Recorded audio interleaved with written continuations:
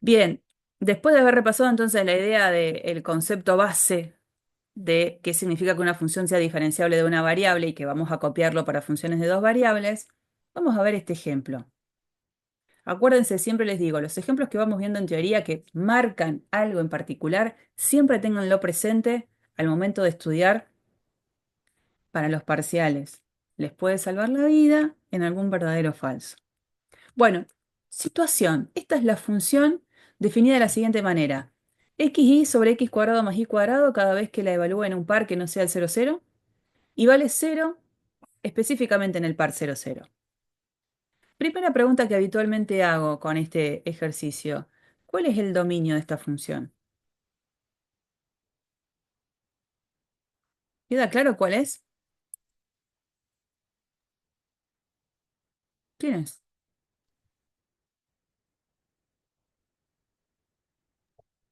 Díganme. Los reales menos o sea, todos menos el cero. Bueno, primero dijiste los reales, después dijiste todos Sí, menos... sí, los reales No, pero lo que te quería marcar era esto.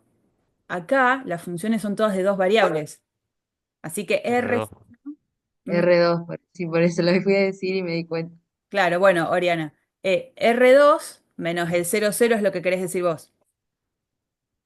Claro, Lo que sucede es que el 0,0 está dentro de la ley dentro del dominio de la función.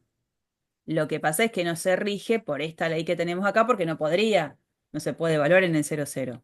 Entonces, cuando vos evaluás cuál es el dominio de esta función, ¿dónde te fijas? En esta parte, en donde quedan visibles quiénes son todos los pares x y lícitos al momento de aplicarle la ley de la función f. Y entonces resulta que el 0,0 está ahí adentro. La función en el 0,0 vale 0, sí, que te dice acá. claro. Entonces, el dominio de la función, ¿quién sería? R2. Eso. Es todo R2. No hay ningún par ordenado que haya quedado por fuera de la función. Bueno, es todo R2. Eso lo quería preguntar y siempre lo hago porque justamente aparecen algunas cosas raras como para marcar que a lo mejor saltó con vos, pero que hay muchos otros que deben pensar lo mismo. Bien, em, situación. Vamos a focalizar justamente en el origen para esta función. Esta función en el origen existe. Acá estoy diciendo que la función en el 0,0 existe. Vamos a ver qué pasa cuando yo quiero buscar la función de linealización. Se supone que la función de linealización en el 0,0, o sea, en el origen, es la función nula. Digo, bueno, yo hace un ratito estaba viendo de cómo era la expresión de la función de linealización. La función de linealización era L de xy igual a la función en el punto de interés más la derivada parcial con respecto a x en el punto de interés por x menos a más la derivada parcial con respecto a y en el punto de interés por y menos b. Ahora, el para b, particularmente en este caso, me están pidiendo que sea el 0,0. O sea que donde dice AB, ahora yo particularmente tengo que poner 0,0. 0, 0, acá 0, acá 0, acá 0 y acá 0. O sea que lo que tengo que evaluar es f en el 0,0, que eso ya lo tengo. F en el 0,0 vale 0. Sale de acá. Lo que tengo que evaluar es las derivadas parciales en el 0,0. El dato que me están dando es que las derivadas parciales en el 0,0 valen 0 las dos. Por supuesto, eso es algo que yo tengo que corroborar, es una cuenta que tengo que hacer. Y es la que vamos a tratar de hacer ahora. ¿Cómo hacía yo para calcular la derivada parcial con respecto a x en un punto cuando justo en ese punto la función tiene un salto en su ley? Porque alrededor del 0,0 la función toma valores regidos por esta ley, pero específicamente en el 0,0 la función no se rige con esa ley. En el 0,0 la función vale 0. Entonces, cuando quiero calcular el límite, perdón, cuando quiero calcular esta derivada parcial, tengo que recurrir a la definición y por lo tanto tengo que recurrir al límite del cociente incremental. No me queda otra, ¿no? Porque uno podría decir, pero si calculo la ley de la derivada parcial con esta expresión y después la evalúo en el 0,0? No, tampoco, no voy a poder. En el denominador va a persistir el x cuadrado más y cuadrado que hace que no la pueda evaluar, pero porque no corresponde hacer las derivadas parciales de esta parte de la ley, porque la función en el 0,0 pega un salto en estar definida de otra manera. Así que sí o sí, al momento de hacer la derivada parcial con respecto a x, tengo que plantear el límite del cociente incremental. Recurrir al primero de todos los recursos, que es definición. Límite cuando h tiende a cero de, acá tengo que acordarme la fórmula o la presentación. Esto era f en 0 más h, cero, menos f en 0, 0 sobre h. Por supuesto que acá puedo no poner 0 más h, puedo poner h directamente. El hecho de que yo haya puesto el 0 más h era para que recordaran que había un más h en alguna de las componentes. En particular, en este caso es en la primera, porque estoy haciendo la derivada parcial con respecto a x. Bueno, límite cuando h tiende a cero de, acá h, voy a borrar esta, ahí h, y arriba, f en el 0, 0, ya dijimos, vale cero. ¿Cuánto vale f en el par H0? ¿Qué tendría que hacer? Porque el par H0 no es el 0, 0. Entonces, ¿cómo evalúo la función en el par H0?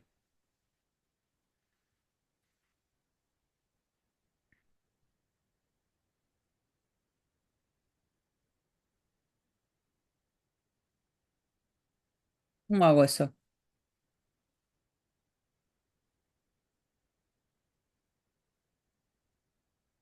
Che, somos 40. Uno podría contestar algo.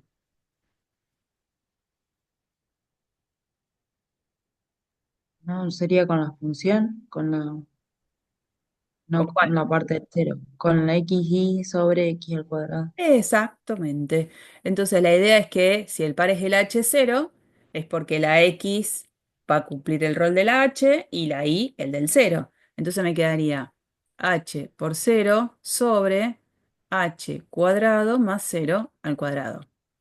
Esto es el límite. Cuando H tiende a cero, acá queda el H. Y acá arriba, lo que yo tengo es que esto es cero, porque es arriba h por cero, cero. Cero dividido h cuadrado. El h no es cero, el h sí sé que se va a ir acercando a cero, pero esas fracciones van a ser cero. O sea que en definitiva tengo esto. Y esto, obviamente, igual que antes, es cero. Entonces esto es el límite cuando h tiende a cero de cero, y eso sabemos que da cero. No es la primera vez que hacemos esta cuenta, ya la hicimos creo que para un par de ejercicios anteriores. Pero yo siempre la hago porque es una manera de recordar que tanto en esta situación como en esta no aparece una indeterminación. Es una fracción de la cual sé que el resultado de esa división vale cero. Bueno, de la misma manera, uno puede hacer la derivada parcial con respecto a y en el origen, derivada parcial con respecto a y en el origen, en el que va a plantear un límite muy parecido. ¿Qué es lo que cambia en relación al límite anterior en la presentación de su definición? Pues yo voy a poner acá límite cuando h tiende a cero, acá h y acá arriba, ¿qué tengo que poner? La H en el I. Sí, voy a poner f en 0, 0 más h menos f en el 0, 0. Bueno, conclusión, hacen la cuenta, queda casi todo igual, resultado cero, ¿no? Bueno, conclusión, voy a borrar un poquito eso para que no quede tan eh, confuso todo. Yo decía que lo que quería calcular era la función de linealización en el origen. Bueno, lo encontré porque ahora sí acabo de corroborar que eso en el origen vale cero y que esto también en el origen vale cero. Por lo tanto, cero más cero más cero, cero. Ahí recién creo esto que me dicen acá. La función de linealización en el origen coincide con la función idénticamente nula. Una función lineal constante nula. Bueno, pero ¿qué pasa acá? Se supone que lo que habíamos establecido era que la función de linealización tenía que ser tal que si la hice en el origen, alrededor del origen debía pasar que f en x y para cualquier par x y que esté en un entornito alrededor del origen, debería ser un valor aproximable por la función de linealización. Y es más, a medida que el x y es muy, muy cercano al par 0, 0, esto debería ser aún más parecido. Bueno, eso no sucede acá. Particularmente, miren, en cualquier entorno que yo me posibilite hacer alrededor del 0, 0, siempre encuentro puntos que están en lo que sería la recta y igual a x. Siempre. Aún haga el entorno muy pequeñito, un disco muy chiquitito alrededor del origen, siempre hay puntos que están sobre esa recta. O sea que son puntos en donde se cumple la condición de que el par es XX o IIAA, ¿no? ¿Qué pasa cuando yo evalúo F en los pares particularmente que cumplan la condición de ser XX? La ley que voy a utilizar es esta, ¿no? Entonces voy a escribir X por X sobre X cuadrado más X cuadrado. X por X cuadrado sobre 2 veces X cuadrado. Los X cuadrados se van y esto es un medio. Por supuesto que estoy considerando X que no es cero, porque en el 0, 0 me daría otra cosa, me da cero. O sea que en cualquier par que esté sobre esa recta, excepto en el 0, 0, la función siempre vale un medio. Y entonces digo, pasa lo siguiente, voy a hacer el dibujito un poquito más grande para que se vea lo que quiero. Yo estoy acá, estoy en el origen, en el 0, 0, estoy en un disco alrededor del 0, 0, y en ese disco siempre aparecen puntos que están sobre esta línea, acá, y igual a x. Entonces, en todos estos puntitos, la función siempre vale un medio. ¿Qué función? La función original. Entonces, f, estos puntitos son xx, ¿no? F en todos esos XX siempre vale un medio. Excepto que me pare justo en el 0, 0, porque en el 0, 0 la función vale 0. Pero ¿cuánto vale la función de linealización en todos esos puntitos XX? Y la función de linealización vale siempre 0. Entonces, la cuestión es que esto que yo dije acá no está sucediendo, porque estoy considerando pares XY donde el X es igual al y esos pares pueden estar tan cerca del 0, 0 como yo quiera, que la función original siempre vale un medio y la función de linealización siempre vale 0. No pasa esto de que los dos valores se aproximen cada vez más a medida que el par en cuestión se acerca cada vez más al par 0, 0.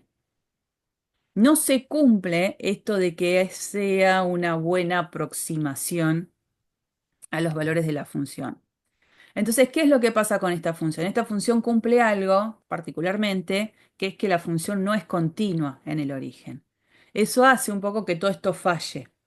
No se olviden que una de las cosas que habíamos pedido en la definición de linealización,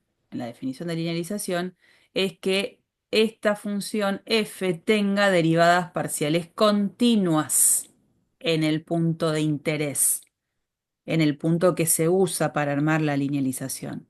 Entonces, evidentemente lo que está pasando acá es que seguramente alguna de esas derivadas parciales continuas en el origen no van a ser continuas. Y eso hace que realmente pase que no se pueda asegurar que estos dos valores sean cada vez más parecidos.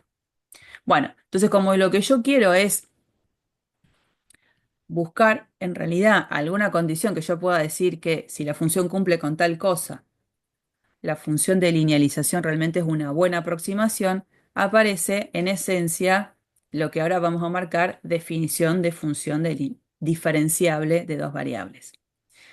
Pero en principio nos quedamos un segundito en esta placa en donde empezamos a ver que las cosas que pasaban en análisis 1 ya no son tan parecidas en análisis 2. En análisis 1 nosotros teníamos lo siguiente, que una función es derivable implica que la función es continua en el punto.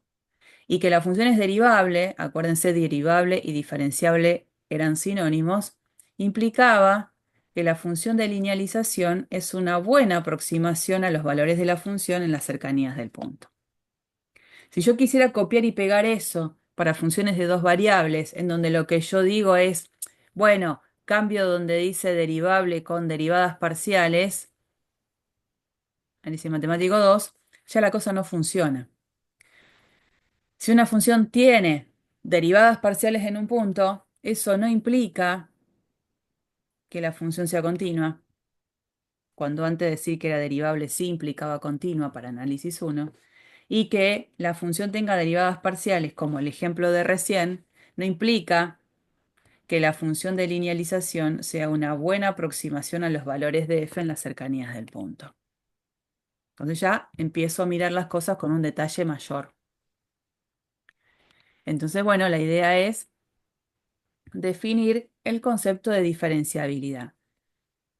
Fíjense, es un concepto a lo mejor en la definición que puede como ser chocante, es una definición que si ustedes van al Steward no es la misma, quieren estudiar la definición de diferenciabilidad del Steward, lo hacen, no tengo problema, esta es una propuesta que me parece que viene mejor, que es la siguiente, la que copia la esencia de la diferenciabilidad en funciones de una variable. Definición: si una función está definida sobre un cierto conjunto contenido en R2, decimos que la función es diferenciable en el par AB, sí. Y acá aparecen las condiciones.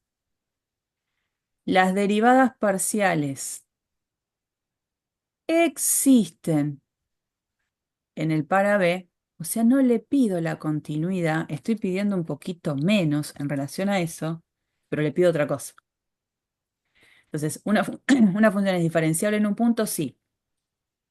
Existen las derivadas parciales en el punto y además se cumple que este límite es igual a cero.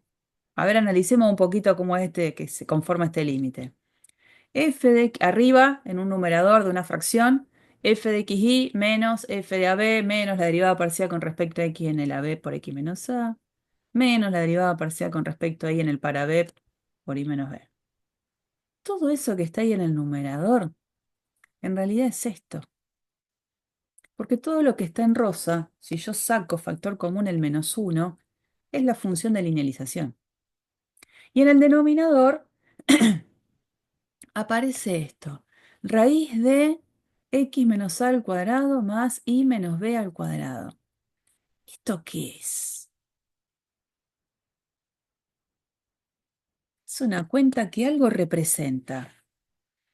¿Qué es esa cuenta?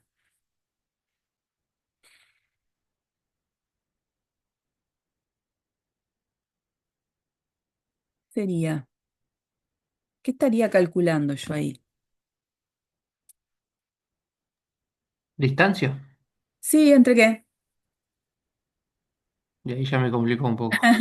Está bien, una Puede distancia. ser el módulo de un radio.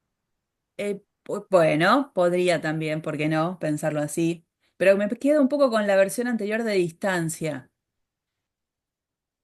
Es una fórmula que ustedes habían visto en álgebra y geometría. ¿Una distancia entre qué? Entre punto y recta, entre punto y plano, entre punto y punto, entre plano y plano, entre recta y recta. ¿Qué?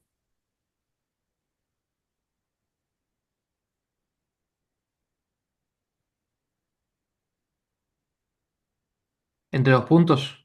Sí. Si yo tengo el par XY y tengo el par AB Claro. y formo este vectorcito o el que va en el otro sentido, el módulo de ese vectorcito coincide con el cálculo de esta fórmula, que es la raíz cuadrada de la suma de lo que serían las componentes al cuadrado, ¿no? De las componentes del vector que une a esos dos puntos. O sea que esa formulita de abajo sí es una distancia y una distancia entre puntos. ¿Entre qué puntos? Entre el XY y el AB. Bueno, entonces, cuando decimos que una función es diferenciable en el par AB, si existen las derivadas parciales y se cumple, mejor lo voy a ver de acá, esta relación, que el límite de este cociente es cero. Fíjense que otra vez, en este cociente, el numerador, cuando el par XY tiende al par AB, tiende a cero y el denominador también. Pero que se resuelva ese límite y el resultado final de todo eso sea cero es porque evidentemente el numerador tiende a cero muy rápido. ¿Eso qué quiere decir? Que cuando el par XY es muy próximo al par AB, la función f de XY y la función L de XY se parecen mucho. Y eso hace que yo pueda decir que lo que obtengo es una buena aproximación a los valores de la función en las cercanías del punto con esa función L de X. Eso es copiar la esencia de diferenciabilidad. Una vez hecho eso, aparecen un par de teoremas, los pongo los dos juntos, que son teoremas que vamos a usar mucho en la práctica. El primer teorema no lo vamos a demostrar, el segundo sí. ¿Qué dice el primer teorema? Si una función definida sobre un cierto conjunto contenido en R2 tiene derivadas parciales de primer orden continuas en el par AB, entonces la función es diferenciable en el par AB. Entonces, el teorema, si yo sé que las derivadas parciales de primer orden son continuas en un punto, entonces la función en el punto es diferenciable. No es algo muy agradable andar mostrando que una función es diferenciable usando la definición. Eso es lo que sucede. Entonces decimos, bueno, a ver, ¿no habrá algún teoremita que bondadosamente me ayude a ver cuándo una función es diferenciable? Sí. ¿Qué tiene que ver con eso que nosotros pedíamos al principio? ¿Se acuerdan cuando definíamos la función de linealización? Habíamos pedido a las derivadas parciales que fueran continuas. Y no fue porque sí, fue porque en realidad este teorema está intrínseco en ese pedido en el que si yo sé que las derivadas parciales son continuas, la función es diferenciable. Y si es diferenciable, por el apartado anterior, la diapositiva anterior, vimos que se puede garantizar que la función de linealización es una buena aproximación a la función. No en vano era que acá, al momento de definir la función de linealización, se le pedía a las derivadas parciales que fueran continuas. Bueno, teorema. Vamos al otro. Este, este es recién el que se parece a aquel que conocíamos en análisis 1 de que derivable implica continua. Porque derivable y diferenciable eran la misma cosa, entonces también me lo podría decir diferenciable implica continua. Esa esencia sí se cumple para funciones de dos variables. Si una función es diferenciable en un par, entonces sí se va a poder garantizar que la función es continua en el par. Esos teoremas en realidad están como concatenados, están bastante relacionados entre sí y es habitual que yo cuando esté en el pizarrón lo escriba de esta manera. ¿Qué saco como conclusión? Esto. Si f tiene derivadas parciales de primer orden continuas en un punto, lo que puedo decir es que la función es diferenciable. Y saber que la función es diferenciable en el punto implica que la función es continua en el punto. Están unidos, están relacionados los teoremas y están relacionados a partir de una cierta dirección. No es un sí solo sí.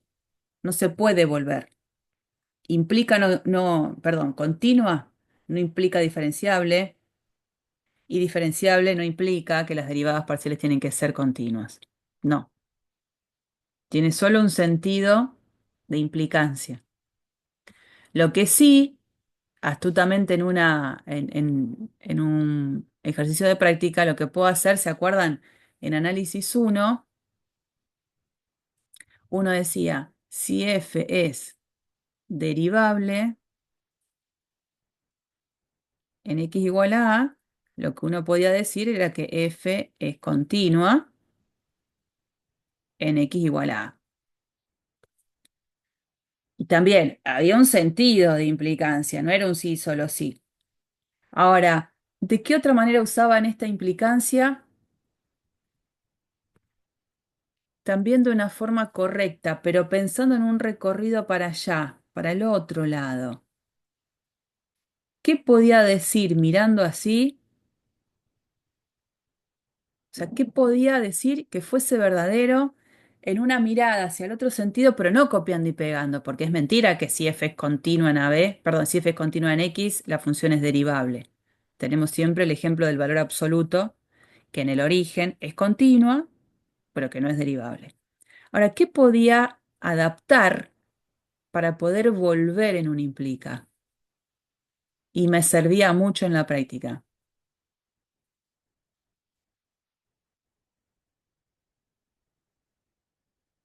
F derivable implica f continua.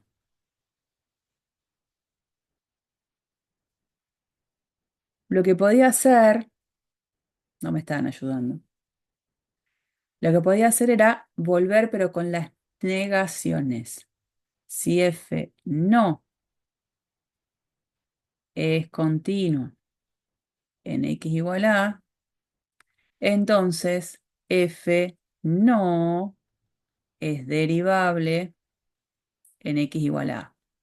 Con las negaciones sí podía volver y era totalmente verdadero eso. Eso es porque no es un sí, solo sí. Entonces, f derivable implica f continua. ¿Qué puedo decir también como una información certera? F no continua implica f no derivable. Entonces ahora vengo acá y quiero hacer lo mismo, porque acá hay como una doble implicancia en un solo sentido, pero me gustaría decir algo correcto en el otro sentido. ¿Qué les parece que puedo decir entonces? Si quiero como establecer un camino de reversa, de vuelta, y quiero decir algo correcto.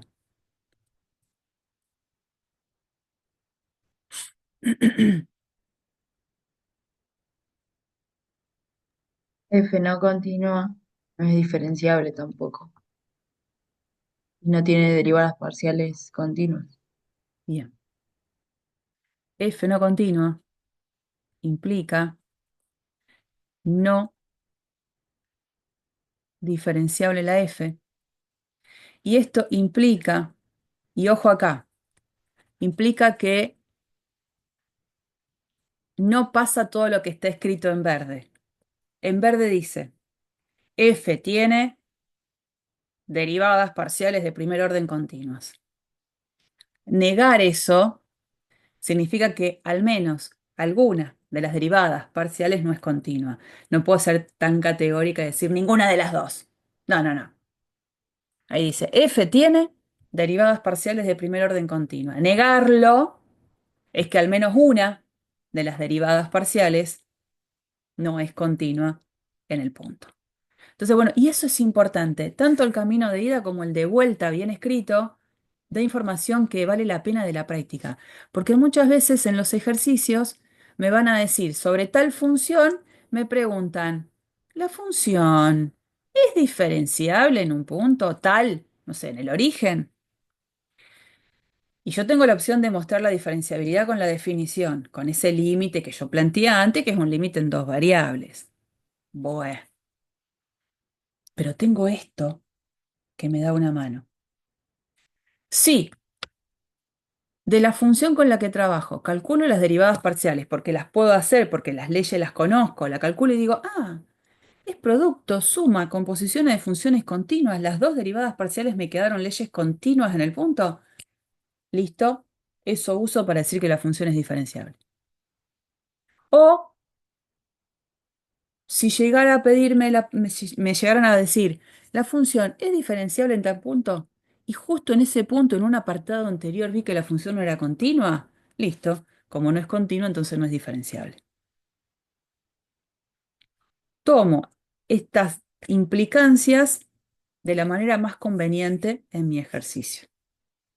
Así que cada uno sabrá, después de haber hecho la práctica, eh, cómo hace la lectura entonces de estos teoremas. Lo que quería era hacer la demostración que sí necesito, que es la de este, el último.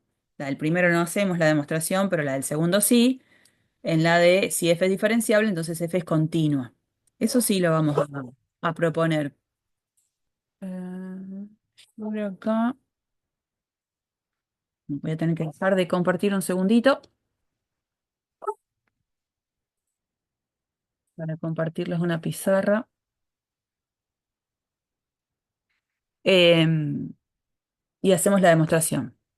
El teorema decía f diferenciable.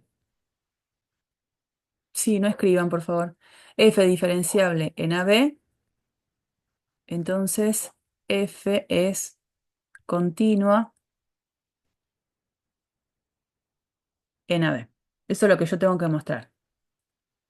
Bueno, el dato que tengo es que f es diferenciable en el para B. ¿Eso qué quiere decir?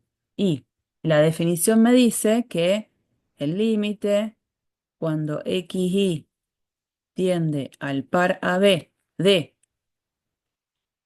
f de xy menos L de xy sobre la raíz de x menos a al cuadrado más y menos b al cuadrado, todo eso es cero. Ese es el dato que tengo.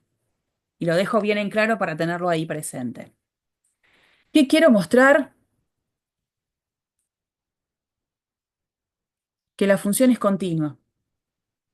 ¿Y cómo muestro que una función es continua en un punto? ¿Qué me dice su definición?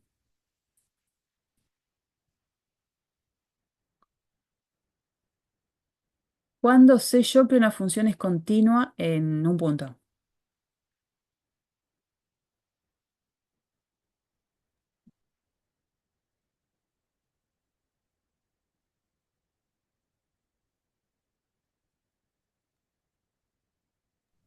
Cuando coincide el límite y la función cuando la evaluamos tiene el mismo valor. Sí, el límite exacto.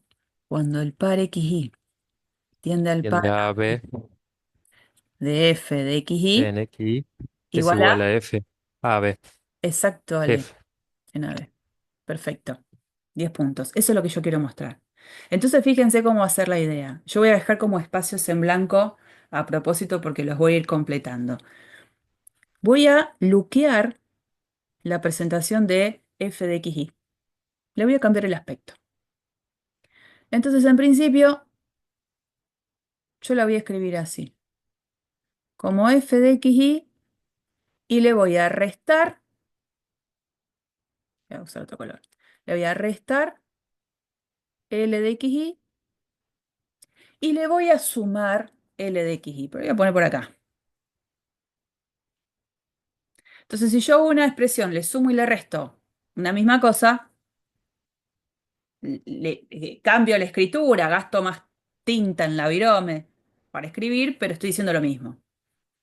Y ahora, a propósito, voy a hacer esto.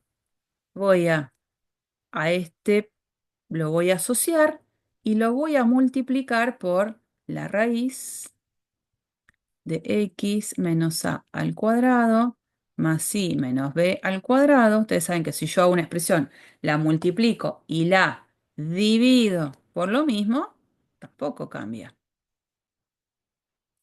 Menos a al cuadrado más y menos b al cuadrado. Miren cómo pudimos destrozar al f de xy cambiándole el aspecto con todo esto. Y ahora digo, bueno, pero en definitiva de la f de xy, ¿qué es lo que quiero? Y calcular el límite. Bueno, entonces vamos a plantear eso. Ahora vamos a plantear el límite cuando el par xy tiende al par AB de f de xy. Pero si a f de xy lo disfracé así, quiere decir que lo que estoy haciendo es calcular el límite de todo lo que tengo del lado de la derecha, cuando el xy tiende al par AB. Y ahora acá es donde me detengo y digo, ¿a qué tiende cada una de estas cosas? Cuando el par xy tiende al par AB, ¿esto a qué tiende?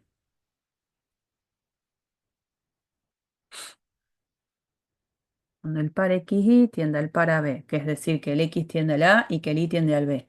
¿Todo esto a qué tiende? Cero. Sí, bien marcado a cero. Entonces ahí es donde tengo que tener cuidado. Yo sé que hay un término que tiende a cero que está multiplicado por otro, que es todo este bodoque, que si llegara a tender a infinito, o a menos infinito, o no tiene límite, me trae un problema. Ahora, ¿qué pasa con todo este cociente? ¿A qué tiende todo este cociente? Tiende a infinito, tiende a menos infinito. ¿Será que no tiene límite? ¿O qué pasa con ese cociente?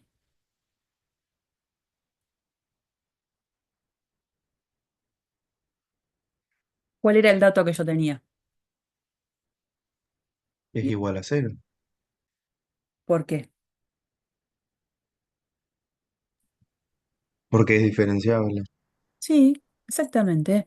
Este bodocón no me trae ningún problema.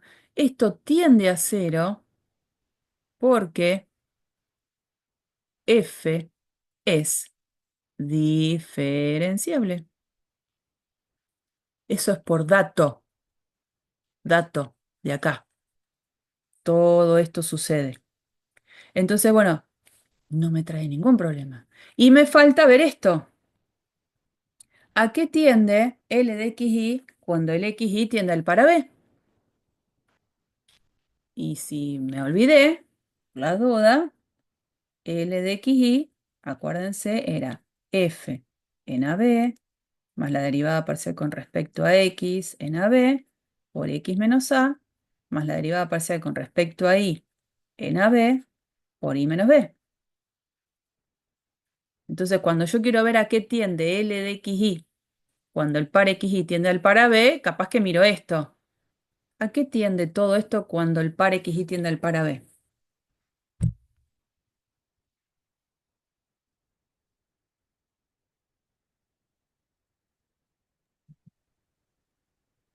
A F en AB. Sí, señor, tiende a F en AB, porque cuando reemplazo la X por A, esto se anula, cuando reemplazo la Y por B, esto se anula, lo único que sobrevive es eso. Entonces, lo que encuentro es que el resultado de este límite es cero por cero más F en AB, o sea, F en AB. Y se acaba de demostrar que cuando calculo el límite, cuando el par xy tiende al par B de f de x, es la función en el par B. O sea, por lo tanto, f es continua en el par B. Esa es la demostración. Es toda una cuestión constructiva de cambiarle la apariencia a la función f de xy para que en algún momento yo, en ese look diferenciado, pueda aprovechar el dato de que la función es diferenciable. ¿Mm? Bien. ¿Cómo es esto? Seguimos con el apunte.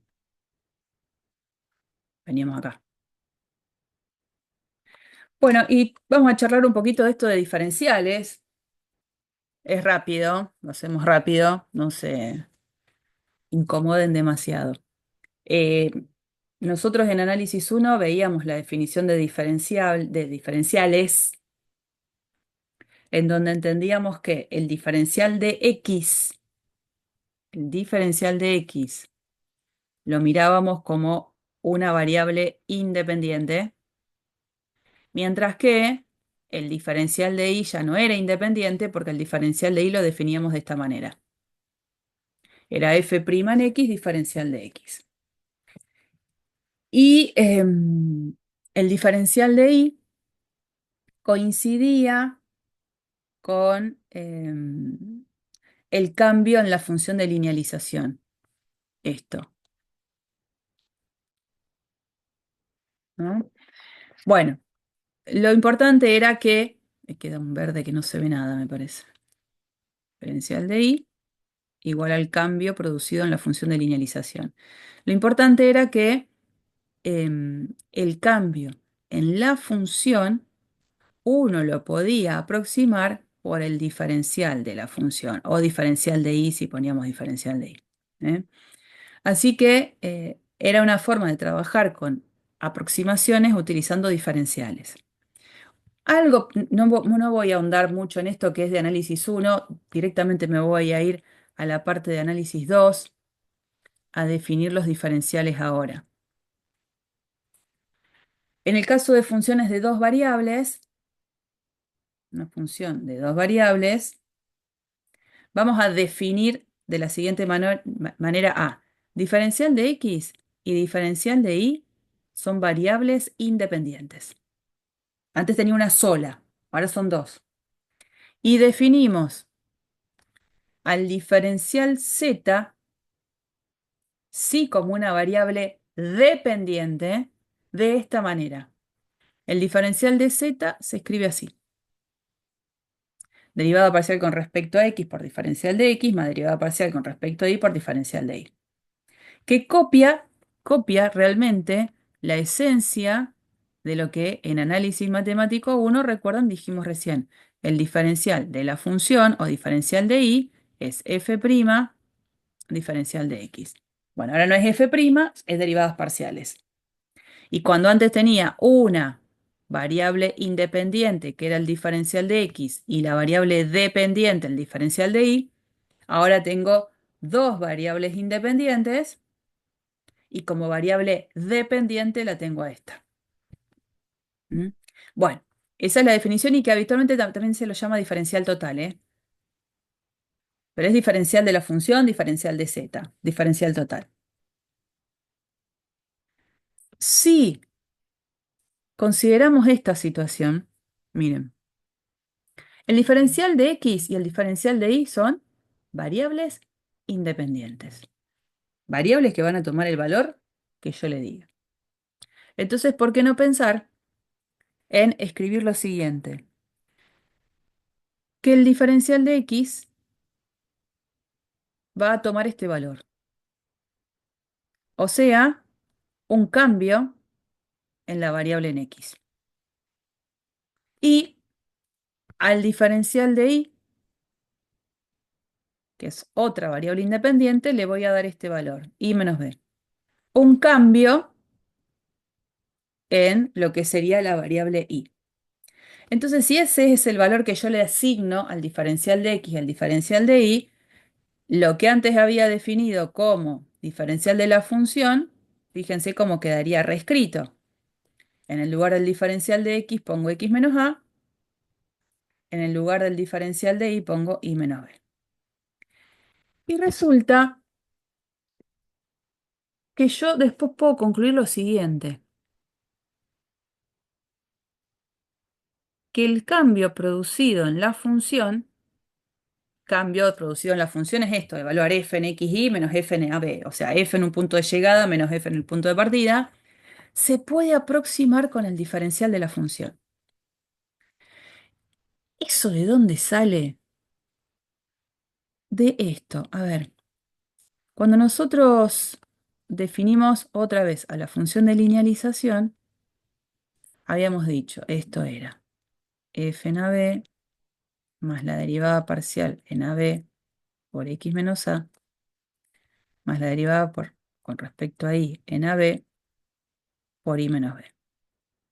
Y habíamos dicho que la función f de xy era aproximadamente la función de linealización en las cercanías de un punto al par AB.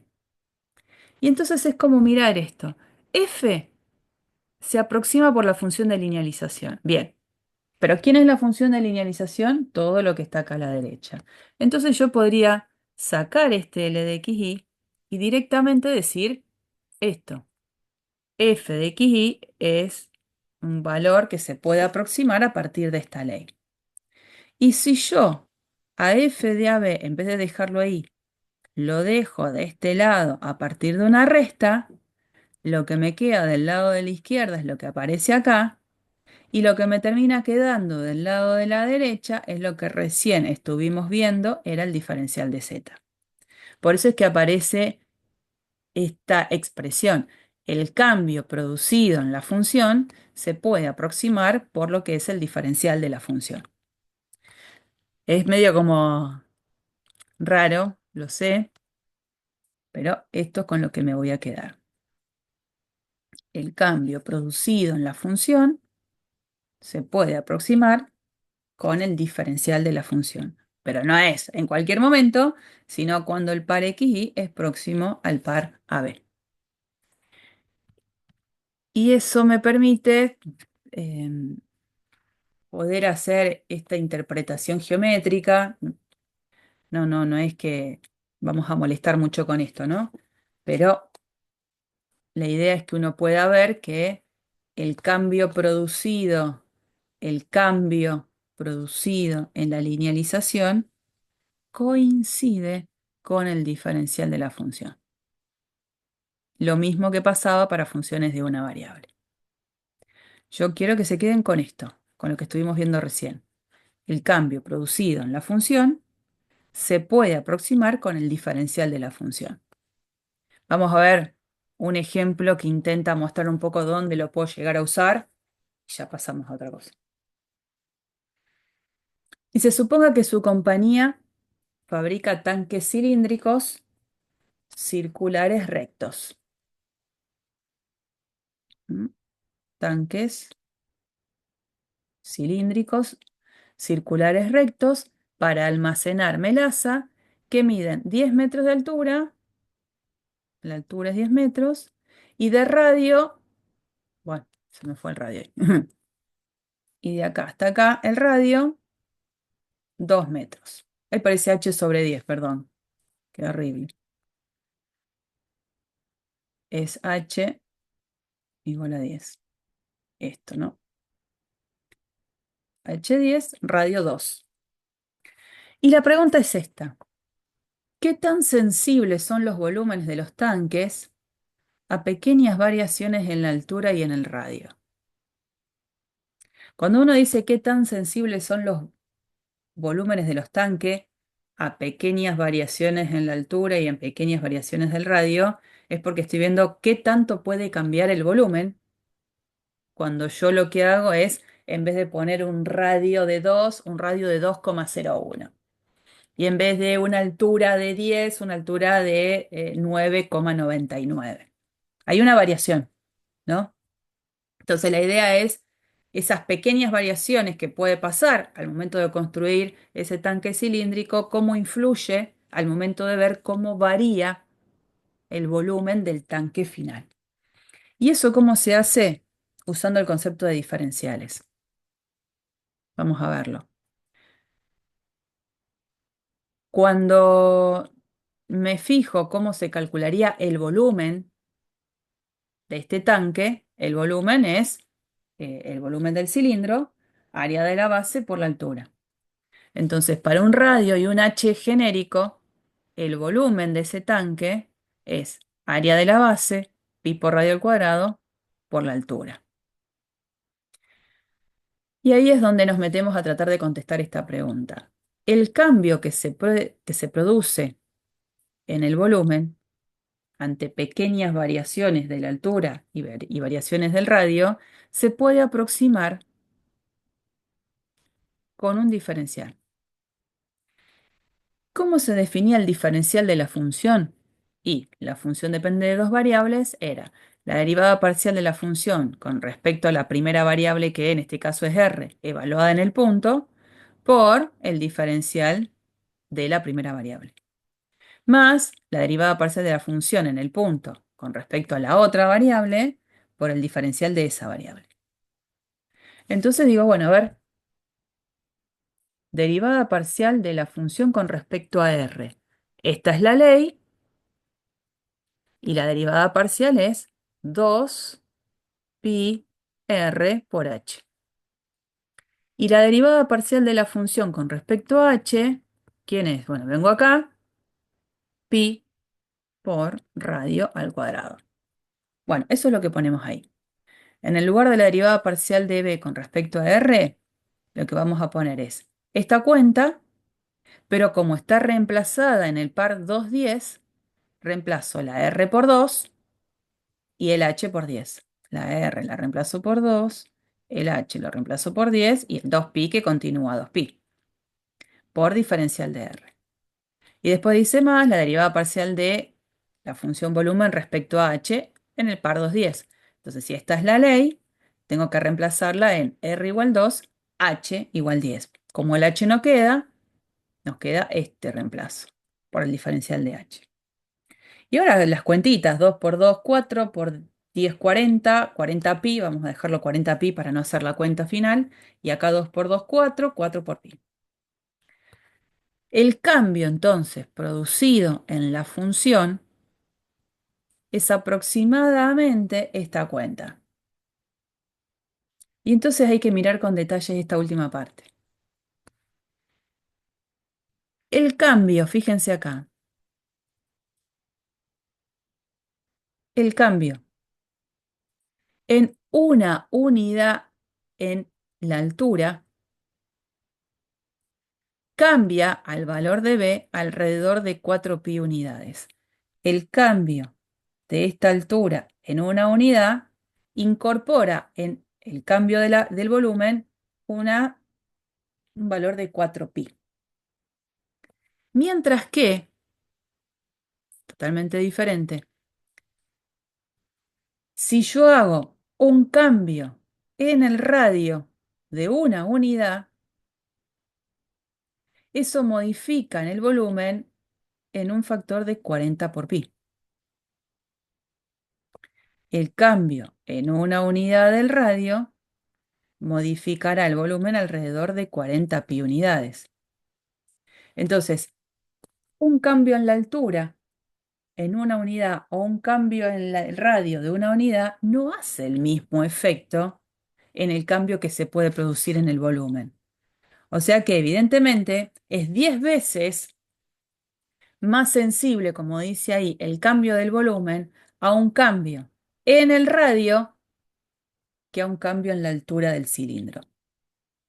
Y entonces la conclusión que uno podría arribar de esto es que, como ingeniero de control de calidad, encargado de garantizar que los tanques tengan el volumen correcto, muy probablemente uno va a tener que prestar más atención a cómo se miden los radios, porque son los que pueden incorporar mayor cambio en el cálculo del volumen.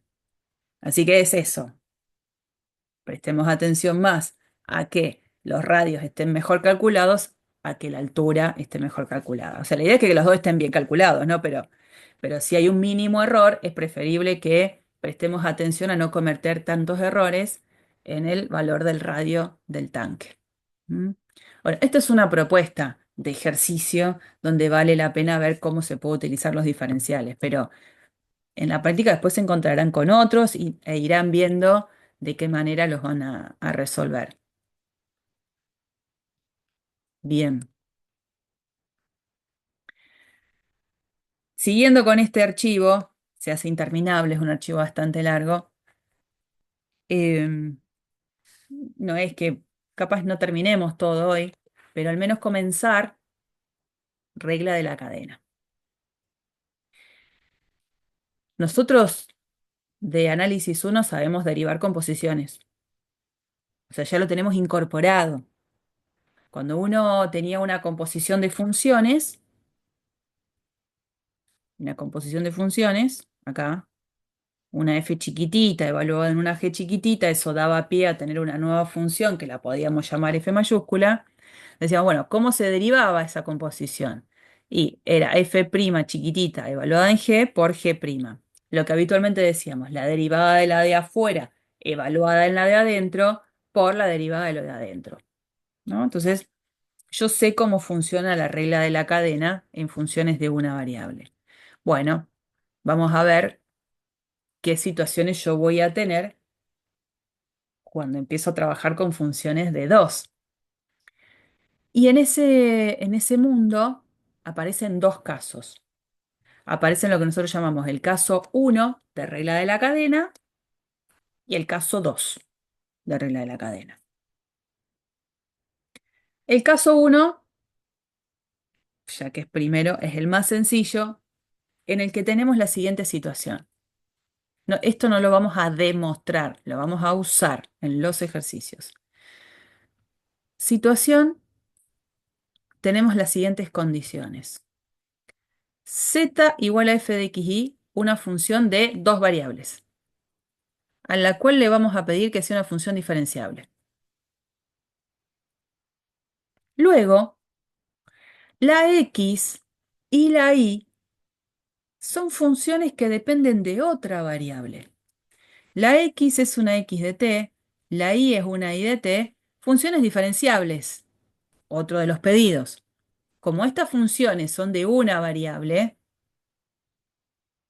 que me digan diferenciables es lo mismo que me digan derivables. Entonces, la función de dos variables diferenciable y a la vez la x y la y, funciones de una variable también diferenciables. Teniendo eso, lo que se va a poder decir es lo siguiente, que cuando yo haga esta composición, f en x de t, y de t, eso va a quedar una función que va a depender de una sola variable, a la que momentáneamente la llamo w de t. Esa función va a resultar diferenciable y para este caso también sería factible poner derivable, porque la w depende de una sola variable. ¿Y cómo voy a calcular esa derivada? Lo voy a mirar acá, no en esta notación, en la de abajo. La derivada de esa función es seguir en esencia esta idea de la derivada de la de afuera evaluada en la de adentro por la derivada de la de adentro, solo que por componentes. Entonces, es la derivada de la de afuera respecto a la componente en x, evaluada en todo lo de adentro, por la derivada de lo de adentro, que es x' de t. Entonces, la derivada de la de afuera respecto a x, evaluada en todo lo de adentro, por la derivada de esa x. Más, y como hay dos componentes, esto continúa. La derivada ahora parcial de la f respecto a y, evaluada en todo lo de adentro, por la derivada de esa y. Si quieren pueden usar la otra notación que es aún más compacta, que es w' de t, derivada parcial con respecto a x, evaluada en x de t y de t, por x' de t, más derivada parcial de f respecto a y, en x de t y de t, por y' de t. Esa versión es por ahí la que yo acostumbro más a usar, pero cualquiera de las otras también es factible de que aparezcan en los ejercicios, ¿no es cierto? Bueno, así es como es la regla de la cadena cuando la función original depende, en este caso, de dos variables y cada una de ellas depende de una sola, que en este caso se la está llamando t. Bueno, vamos a hacer un ejercicio de cómo funciona esta regla de la cadena en ese caso. Pensemos, dice, ejemplo, usar regla de la cadena para calcular la derivada de esta función de dos variables, o sea que esto es para mí mi f de xy, a lo largo de x igual a coseno de t, y igual a seno de t, y específicamente en t igual a pi sobre 2. O sea que esto que está acá sería mi x de t, y esto que está acá sería mi y de t. Entonces lo que me están pidiendo es calcular esto. cuando yo tome W de t, f evaluada en x de t y de t, lo que me está preguntando o me está pidiendo es que calcule W' en pi sobre 2. Eso es lo que me está pidiendo. Bueno, pero dice que use regla de la cadena. Regla de la cadena, caso 1. Entonces, para usar caso 1 de regla de la cadena, primero tengo que tener en cuenta bien qué me decía y después lo aplicaré. Entonces, yo ya sé, lo vuelvo a copiar. W' de t es derivada parcial con respecto a x, evaluada en todo lo de adentro, por la derivada de lo de adentro, por variable, ¿no? Por componente. Derivada parcial con respecto a y, evaluada en todo lo de adentro, por y' de t. Y como tengo que usarlo bien, yo tengo que, en un costadito, hacerme todas estas cuentas.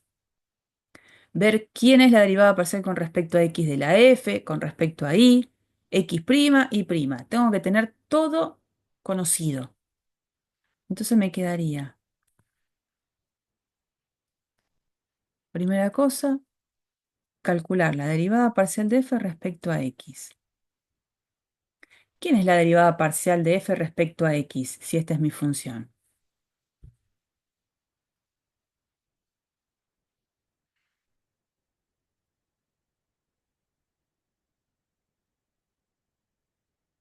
Derivada parcial con respecto a x.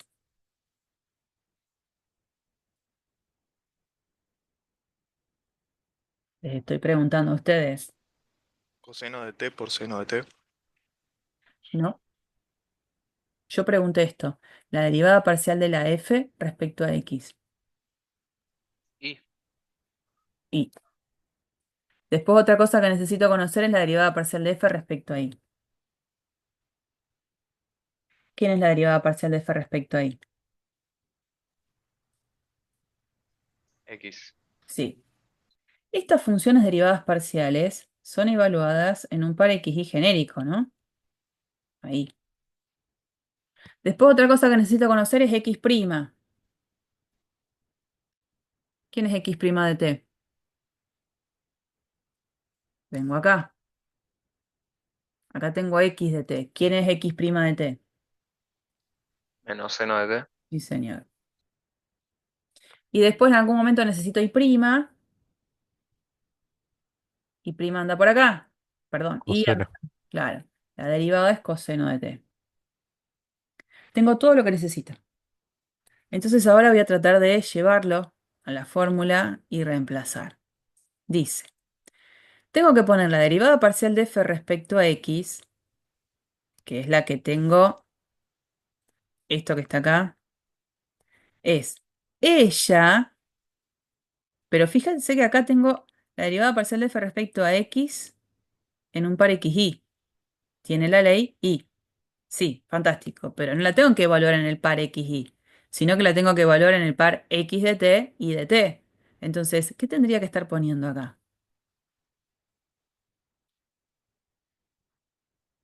No puedo poner y, porque es. Seno de t. ¿Qué decís, perdón? Seno. El seno de t. Claro, porque es. Es cierto que es y, sí, pero lo tengo que escribir como i de t. ¿Y quién es i de t? Seno de t. Entonces, eso no va, eso es seno de t. Después sigue por x' de t. X' de t lo tengo acá, menos seno de t. Después sigo, más, y ahora tengo que hacer esta otra parte. Bueno, a ver. Derivada parcial de f respecto a y. La tengo acá. Es x, sí, pero lo tengo que evaluar en x de t y de t. O sea que, ¿qué tengo que poner?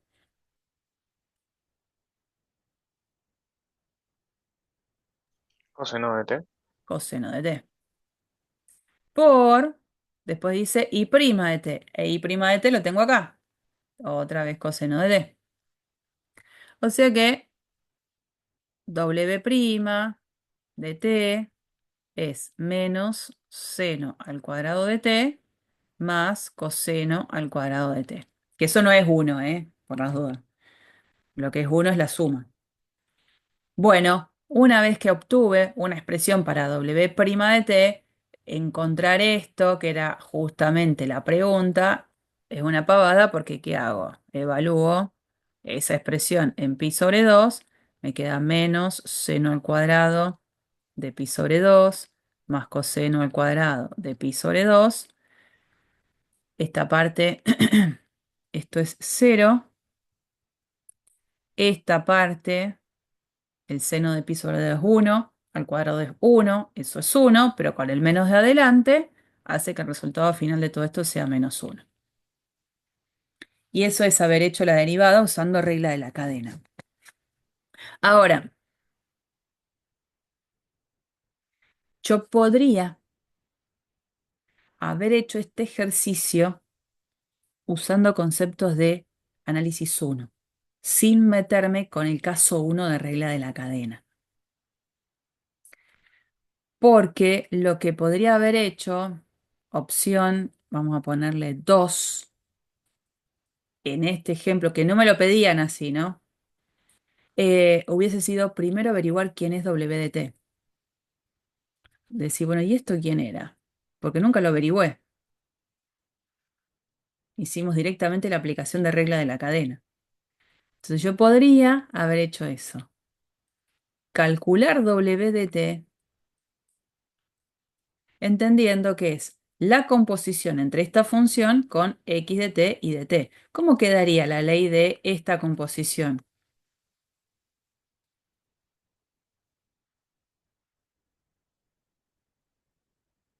W de t, ¿cómo hubiese quedado si la hubiese escrito, que no la escribí?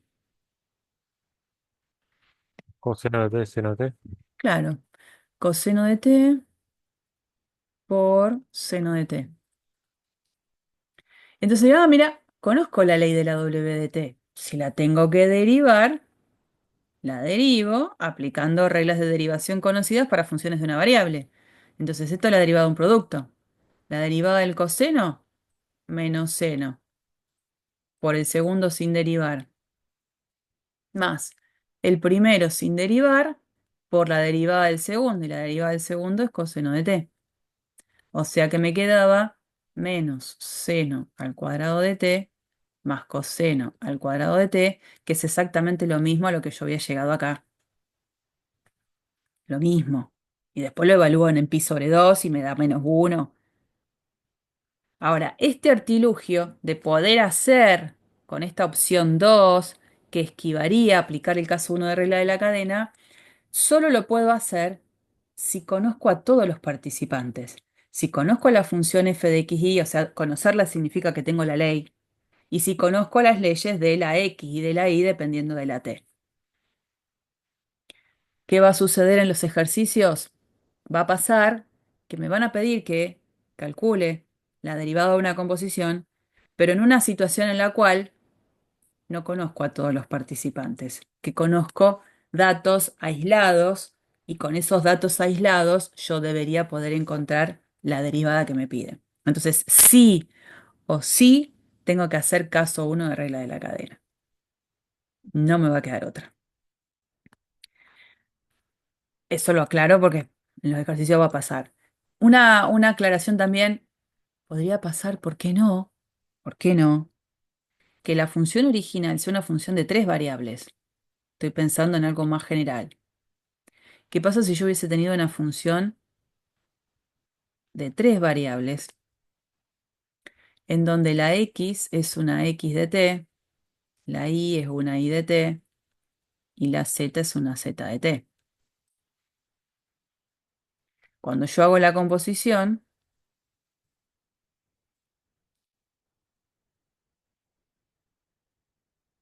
eso me termina quedando algo que lo voy a bautizar como w de t.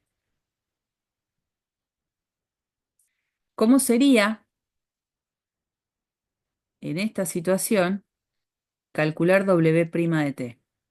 A ver si nos damos cuenta. donde ahora la función original depende de tres variables. Eso es lo que está cambiando.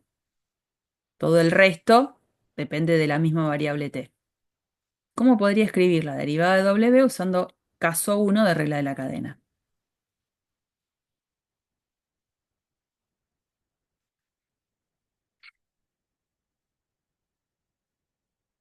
Acuérdense, era hacer la derivada de la de afuera, evaluada en lo de adentro, por la derivada de lo de adentro, nada más que por componentes.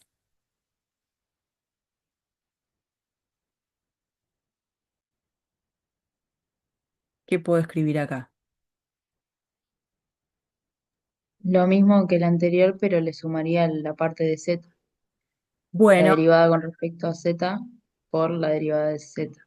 bien. Ojo que es cierto lo que vos decís, en esencia es lo mismo, nada más que va a cambiar un poco la escritura porque ahora tengo tres componentes. Entonces va a quedar la derivada parcial de f respecto a x, evaluada en todo lo de adentro. X de t, y de t, z de t, por x' de t. Después sigo, más la derivada parcial de f respecto a y, evaluada en todo lo de adentro, o sea, todo lo que está acá, lo mismo, por, ahora, y' de t. Y más la derivada parcial de f respecto a z, evaluada en todo lo de adentro, que es el asterisco, por z' de t. Lo que tiene estas escrituras es que a medida que voy aumentando la cantidad de variables de la f, entiendo cómo se hace, pero escribirlo es súper largo. Escribirlo completo hace que a veces un renglón solo no me alcance. Pero bueno, hay que seguir esa esencia, ¿eh? No puedo modificarlo porque no tengo ganas de seguir escribiendo. Es eso lo que tengo que hacer. No puedo hacer otra cosa. Y esto se los comento así, sin hacer el ejercicio, que el ejercicio lo hacemos el viernes que viene cuando nos encontremos en la facu. Aparece el caso 2 de regla de la cadena. Lo comento y cerramos. Ahora, situación. Tengo una función que depende de dos variables. Y ahora, la x y la y pueden depender de otras dos variables. Entonces, la x puede depender de s y t, la y puede depender de s y de t. La composición que yo realice, f evaluada en x de st y de st, va a quedar algo que depende de s de t. Entonces la bautizo con este nombre, w de st. Si pedimos que la función f de dos variables original sea diferenciable y que cada una de estas nuevas dos funciones también sean diferenciables, lo que se va a poder decir es que esta composición va a generar una función de dos variables que también es diferenciable. Y entonces de esta función de dos variables ya no tiene sentido hablar de derivada. De esa función de dos variables lo que voy a querer calcular son sus derivadas parciales. Entonces, tengo dos derivadas parciales. Una es esta, la otra es esta.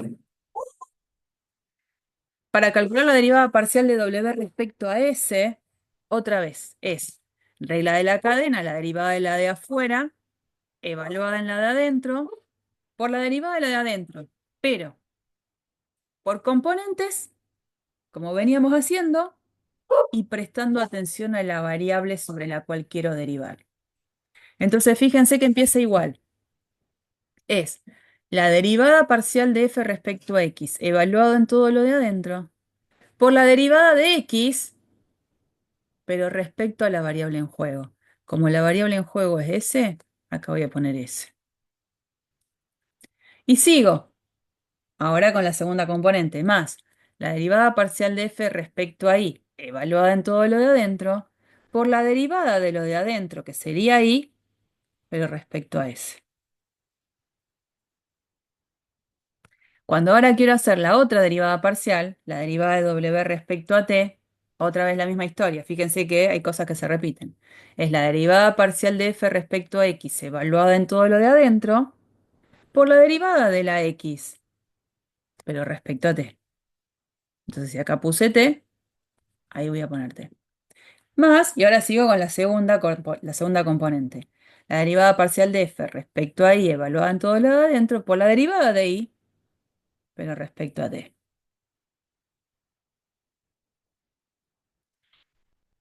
Tengo que tener un proceso de cuidado al momento de escribir, porque todo lo demás es igual. Esta parte es igual a esta y esta parte es igual a esta. Son iguales. Lo otro es lo que cambia, pero prestando atención a la variable en juego. Para recordar esa fórmula, existe lo que se llama el diagrama de árbol. Si les parece que es útil, lo usarán y si no, lo descartan. Eso están ustedes. Yo creo que sí sirve. El diagrama de árbol se supone que me ayuda a recordar esa fórmula pensando en esto. Hay una función original que es como la copa del árbol. Las ramitas y aparecen las hojitas. La función original depende de la x y de la y. Y a la vez, la x y la y dependen de la s y de la t. Esta gran composición es la que yo llamo ahora w de st.